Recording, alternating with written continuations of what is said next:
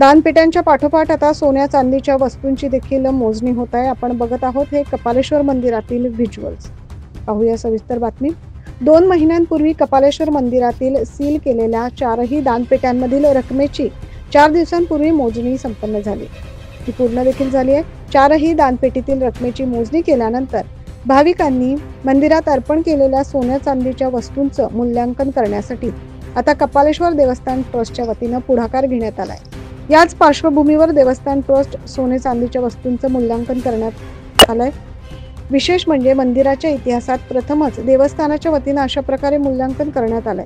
सोन्याच्या दागिन्यांचे मूल्यांकन 98,000 तर चांदीच्या वस्तूंचे मूल्यांकन 3,72,000 इतके करण्यात आले।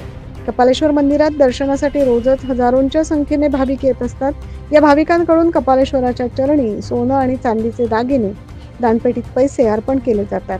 गेल्या काही महिन्यापूर्वी दानपेटीच्या रकमेवरून झालेल्या वादामुळे धर्मदाय आयुक्तालयाकडून कारवाई करत दानपेटी सील करण्याची कारवाई करण्यात आली होती। मात्र 4 दिवसांपूर्वी धर्मदाय आयुक्तालयाच्या आदेशाने सील केलेल्या सर्व दानपेट्यांची रक्कम त्याची मोजणी करण्यात आली। याच पार्श्वभूमीवर संस्थान श्री कपालेश्वर महादेव मंदिर येथे भाविकांनी केलेल्या धातूच्या वस्तूंचं मूल्यांकन 1 आणि 2 डिसेंबर रोजी शासकीय मान्यता प्राप्त व संस्थांचे अधिकृत मूल्यांकन करता चेतन राजापूरकर यांच्या मार्फत करण्यात आलं। मूल्यांकन करतेवेळी संस्थेचे अध्यक्ष ॲडव्होकेट अक्षय कलंत्री, खजिनदार CA श्रीकांत राठी, विश्वस्त मंडलेश्वर काळे, श्रद्धा दुसाने, रावसाहेब पोशिरे आदी उपस्थित होते।